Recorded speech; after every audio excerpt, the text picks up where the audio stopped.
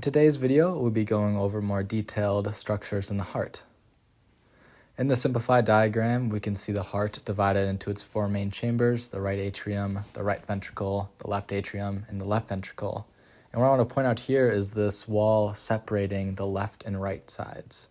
This wall can be referred to the interatrial septum or the interventricular septum, which essentially just means it's a wall separating the left and right atria or ventricles. Now, this is important because some people can be born with defects in this wall. For example, if they have an atrial septal defect, they can have a defect where there's a hole in the wall separating the atria. And likewise, if they have a ventral septal defect, they can have a hole in the wall separating the ventricles. And why this matters is because in last video we saw that the right side of the heart houses deoxygenated blood, whereas the left side of the heart houses oxygenated blood. And when there's a hole, now we're having oxygenated and deoxygenated blood mixing. Moving on to more detailed anatomy of the heart valves. This is specifically for the atrioventricular valves. There are a couple more components. To attach the ends of the valves or the leaflets on the valves, we have the chordae tendineae, which attaches to the papillary muscles, which attaches to the walls of the ventricle. So in this example here, we're looking at the right ventricle. And we need these structures to prevent the valve from flowing back up into the right atrium, or what's known as prolapsing back into it. Because we can imagine when this right ventricle is contracting, blood is going to be pushing out, let's say, into this pulmonary trunk.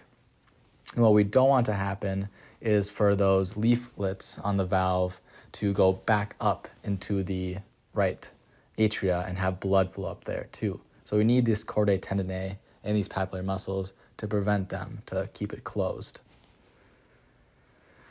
Now, the semilunar valves, like the pulmonary and aortic, they're a little bit different. They don't require the same chordae tendineae and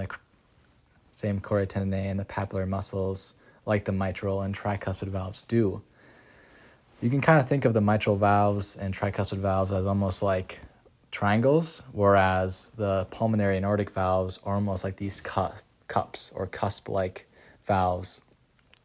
They actually don't need the chordae tendineae to hold them shut, because as blood is flowing up into them, then when the heart stops contracting, the blood can flow back, and since it's like a cup-like structure, the blood flowing back naturally causes it to close off.